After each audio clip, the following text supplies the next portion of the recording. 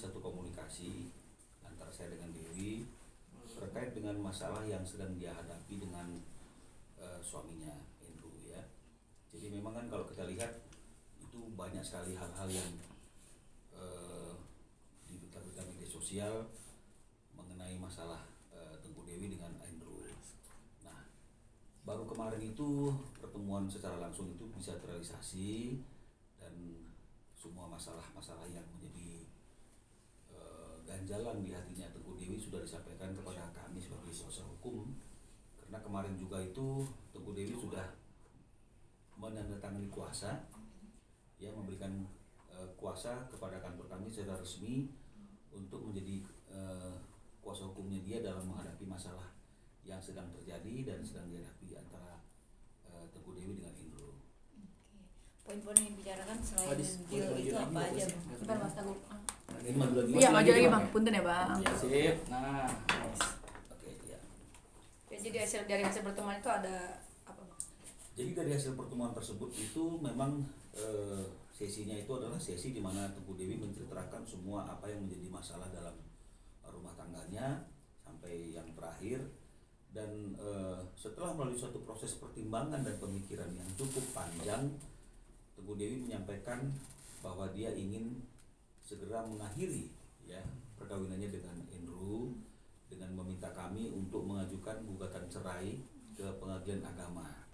Dan kuasa sudah kami terima, maka mulai hari ini kami akan melakukan proses yang namanya itu menyusun gugatan perceraian Tengku Dewi terhadap Andrew. Itu yang merupakan salah satu hasil yang paling penting dari sekian banyak pembicaraan yang kami lakukan dengan Tengku Dewi kemarin. Deadline-nya kapan Ban untuk mengajukan gugatan ke hari ini kita sudah mulai proses ya, gugatan cerainya. Kita harapkan dalam waktu dekat, mungkin minggu depan ya, minggu depan itu kita sudah bisa mendaftarkan gugatan cerai Tengku Dewi terhadap suaminya Andrew. Itu yang bisa kami sampaikan. Bang, mungkin Tengku Dewi sendiri menjabarkan nggak sih Bang apa alasan dia untuk menggugat? Ya, jadi alasannya Tengku Dewi untuk mengajukan gugatan kepada Andrew ini tentu terkait dengan masalah perilaku ya. Perilakunya Andrew yang dari mulai awal perkawinan, ini mereka ini kan menikahnya sudah lebih kurang 11 tahun ya.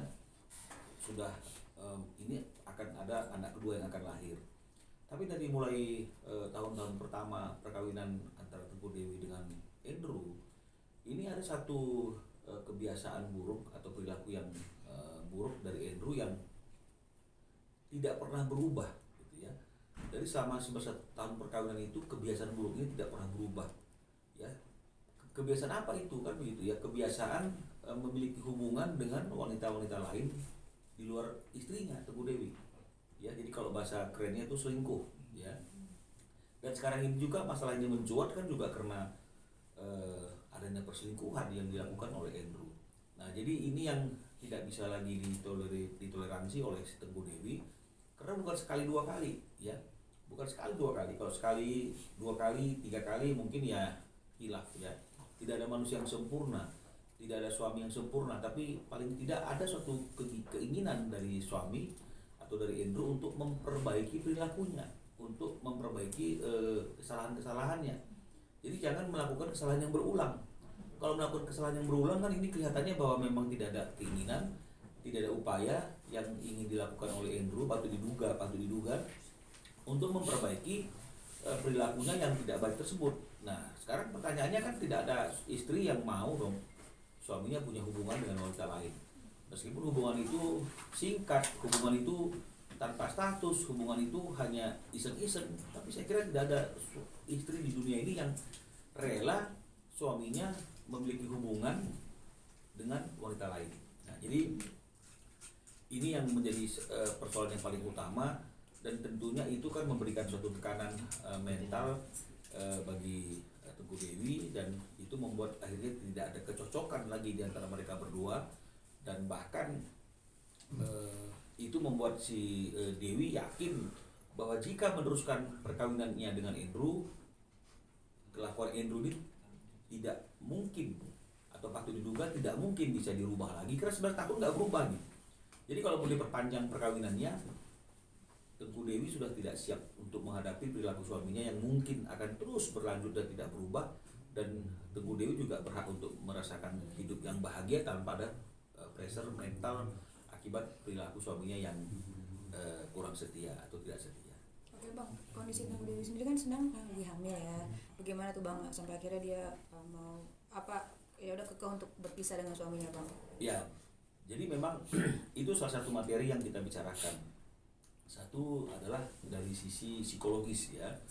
Bagaimana seorang istri yang lagi dalam keadaan hamil tua, 2 bulan lagi akan melahirkan, di tengah proses kehamilannya itu dia harus mengajukan gugatan cerai kepada suaminya, sementara seorang istri yang sedang hamil dan akan menyambut kelahiran anaknya itu biasanya kan butuh seorang suami sebagai pendamping ya. Nah, tapi kelihatannya kemarin Teguh Dewi sudah sampai kepada satu keputusan, dia lebih baik melahirkan sendiri dengan baik tanpa ada suatu tekanan mental, pikiran, gangguan apapun dari perilaku yang dibuat oleh Andrew selama 11 tahun ini yang terus berulang.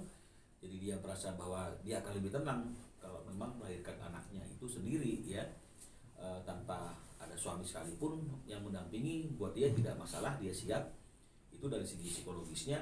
Dan kami juga membahas dari sisi hukumnya ya, dari sisi hukum positif dan sisi hukum agamanya. Jadi kami harus sampaikan bahwa memang kalau secara fikih formil ya, seorang istri itu boleh mengajukan gugatan cerai kepada suaminya, atau istilah itu khuluk ya kalau nggak salah tuh ya, secara hukum Islamnya.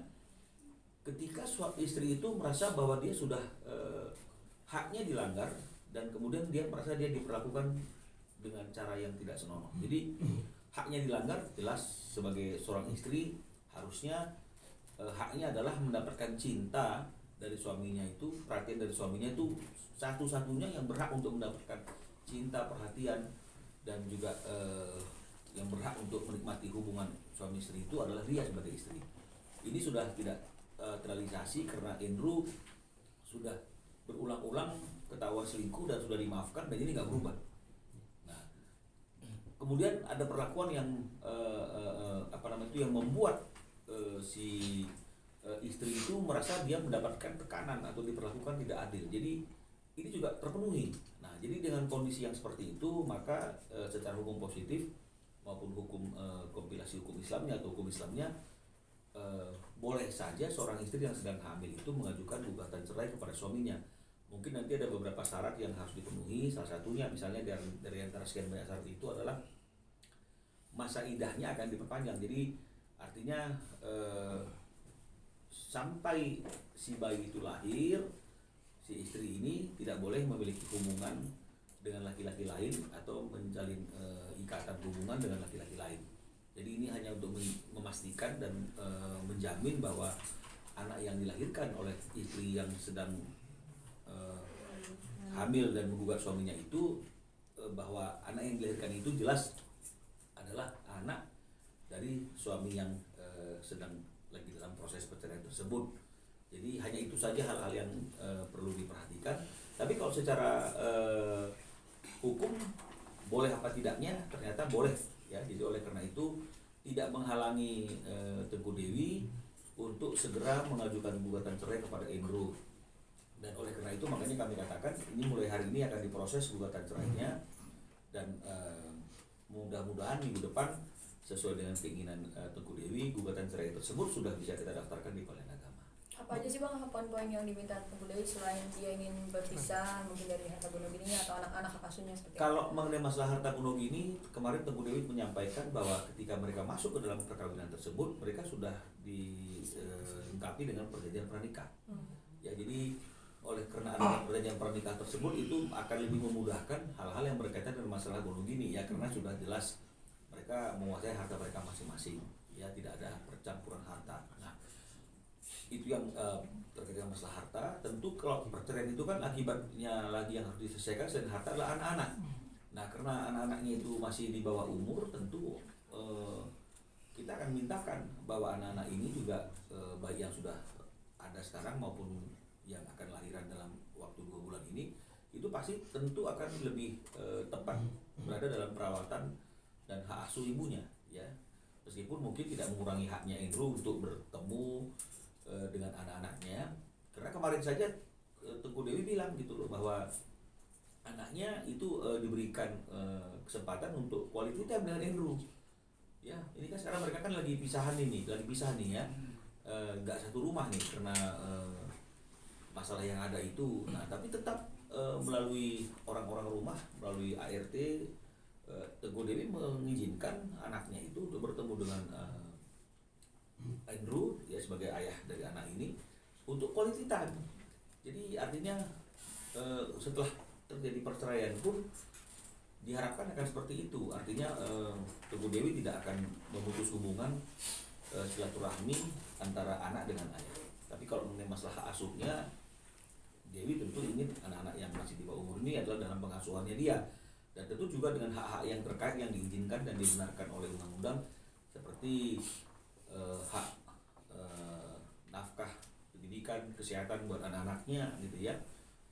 Dan juga mungkin nafkah hidup juga buat si Teguh Dewi sampai ada perkawinan lagi. Itu menurut aturan hukum, meskipun kita tidak mengharapkan itu akan dilakukan yang hak nafkah istri itu, tapi setidak-tidaknya hak-hak yang diizinkan oleh undang-undang untuk kita mintakan dalam gugatan perceraian tersebut kita akan mintakan.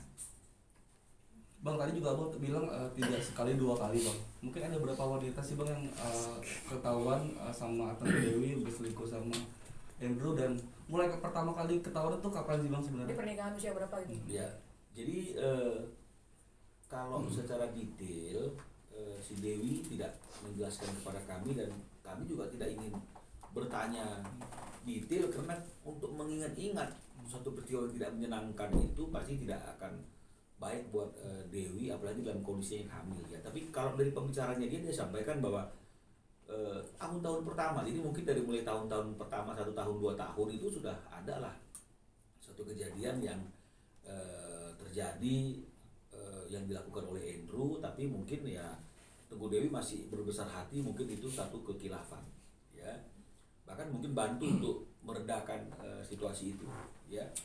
Nah, dengan orang yang cukup dikenal juga sih sebenarnya, dan saya nggak boleh sebutkan namanya kan begitu ya. Nah, dan kemudian terjadi lagi seperti itu ya, Teguh Dewi juga coba juga kembali memaafkan. Nah, jadi dia tidak bilang jumlahnya, tapi kalau dibilang berulang-ulang saya yakin itu pasti sudah lebih dari 3 kali ya, lebih dari 3 kali. Nah, sementara lagu aja ngomong jangan sampai 3 kali kan begitu. Ini kalau udah lebih dari 3 kali ya saya kira wanita mana sih yang mau, atau istri mana sih yang mau membiarkan suaminya berulang-ulang melakukan hal yang seperti itu, dan bukti-buktinya juga ada gitu ya. Jadi artinya itu Dewi juga menemukan beberapa bukti-bukti perilaku-perilaku yang tidak sepatutnya dilakukan oleh seorang suami, dan itu akhirnya membuat si Dewi ya harus mulai mengevaluasi perkawinan mereka itu, dan dia sampai kepada satu titik ini nggak bisa diteruskan perkawinan ya, ini sudah nggak sehat perkawinannya. Jadi ini bukan bicara mengenai masalah cinta atau tidak cinta, tapi ini bicara mengenai masalah sebuah perkawinan yang sehat ya. Jadi Dewi juga mengatakan kalau 1 kali 2 kali oke lah, tidak ada manusia yang sempurna, semua orang berkesalahan.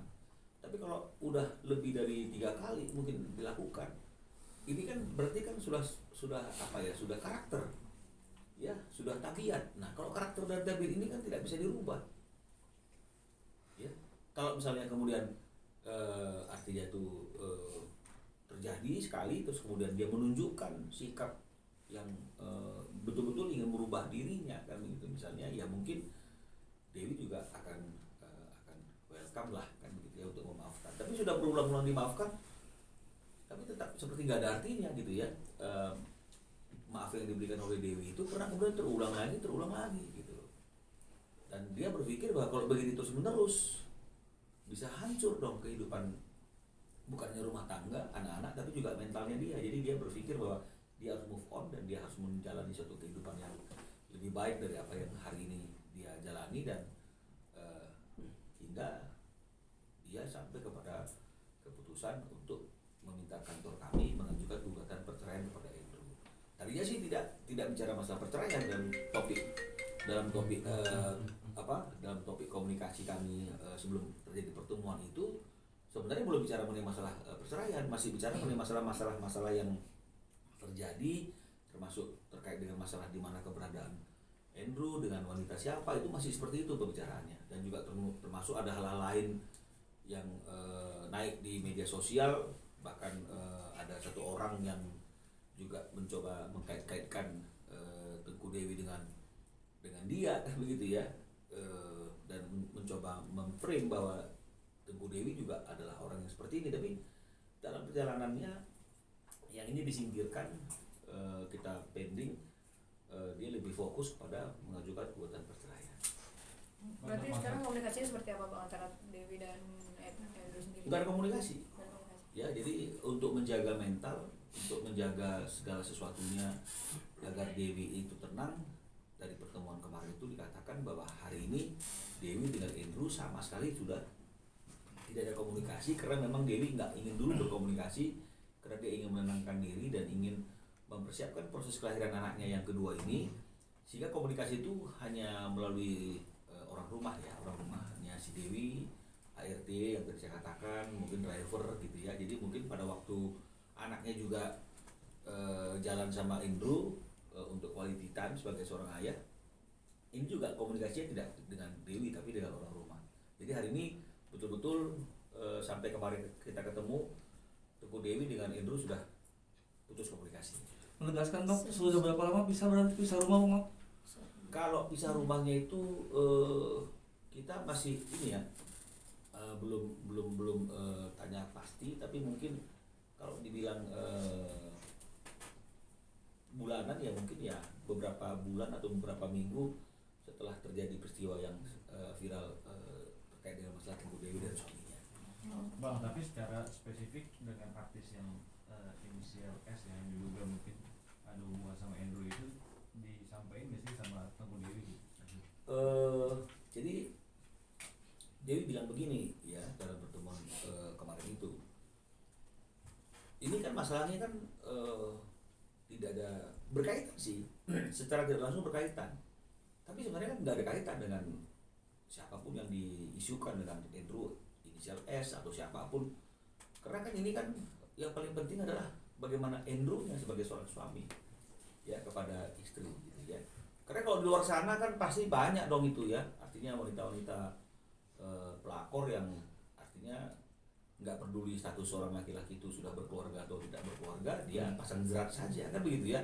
Jadi bukan masalah wanita pelakornya nih sekarang nih, yang paling penting dan utama adalah bagaimana sikap dan karakter Andrew sebagai seorang suami yang memiliki tanggung jawab dan sudah sadar betul dia tidak lagi sendiri, bukan orang single, kok masih memberikan respon atau mencari-cari misalnya seperti itu ya wanita-wanita lain di luar istrinya. Jadi Dewi lebih fokus kepada itunya daripada mengurus orang-orang lain itu, karena kalau misalnya nggak ada respon dari suaminya, dari Andrew, atau misalnya Andrew-nya tidak mencari-cari, atau sebaliknya misalnya ada wanita yang menggodain juga, kalau Andrew-nya tidak mau digodain kan nggak akan terjadi hal yang seperti ini. Jadi Dewi lebih fokus kepada ikatan dia dengan suaminya sebagai suami istri yang melihat bahwa rumah tangga ini sudah tidak baik lagi karena sang suami tidak mencoba menjaga kesucian dari